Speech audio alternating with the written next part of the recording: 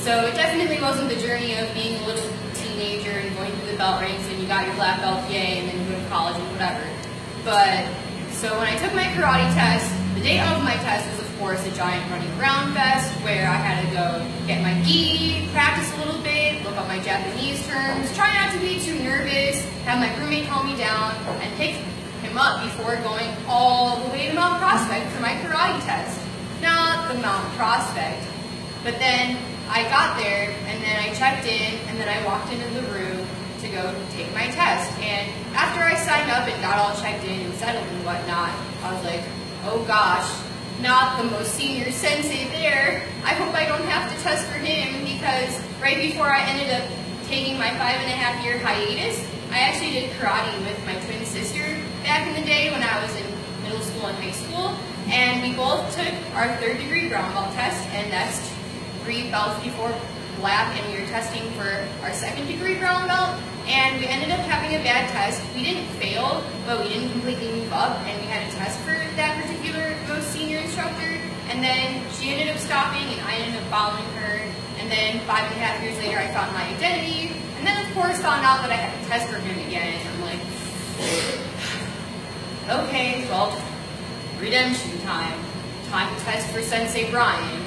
So then they end up calling all our names, line us up, and then basically we wait for a while, and then the instructor tells us to get into our ready stance. And then he calls down block assume. And then you go into a down block, and then you yell ki really, really, really loud. And then basically, when the test first starts, you end up having to do punching and kicking exercises down the floor. So basically like a few down blocks down the floor, a few punches backwards, a few kicks. And then meanwhile, while I'm trying not to be blind, my contact's falling out. It's like, I can't see, must have spirit, must not have contact fall out. And I'm making a weird look, and the senseis are like, are you okay? I'm like, contact. But thankfully it ended up popping back in.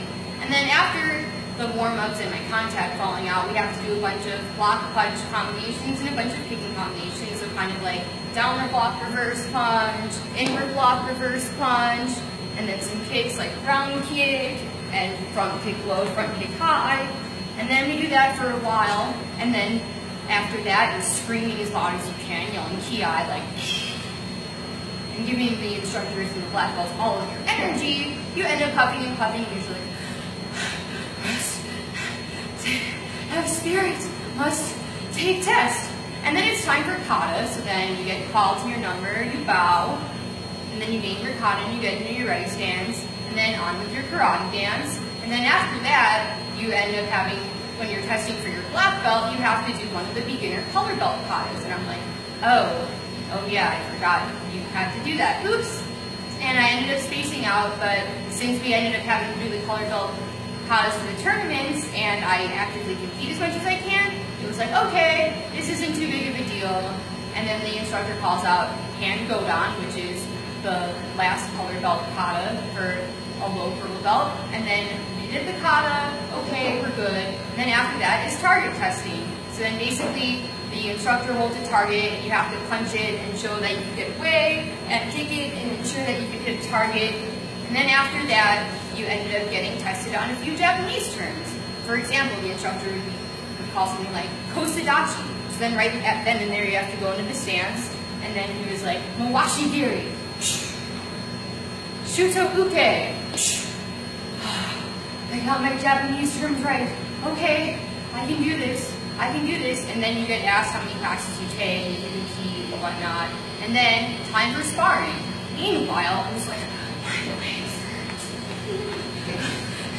Okay, time to do 1-point sparring, which basically means when it's your turn, you basically wait for people to throw an attack at you, and then you block and counter them. And you have to demonstrate that you're able to hit the target and make sure you back away as well and get in there and all that craziness. And my legs were hurting, so I was trying not to totally kill myself, but then lucky me.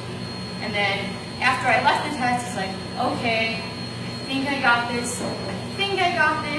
And then the next day I perform at my Beast Moon Rising show and show my kata, and then sit through work all day and be like, oh my god, not the test results, not the test results. And then I get to class, and then they test results from the instructor that I had as a child and really fell in love with, and he had left and went on a hiatus and ended up coming back just in time to give me my test results. And then I get there, and to no surprise, I end up getting my black belt. And first thought I was going to be like, oh my god, stop. But then I was like, oh, I guess I'm not surprised because I knew this was going to happen.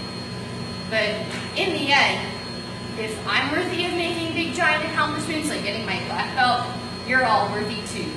Thank you.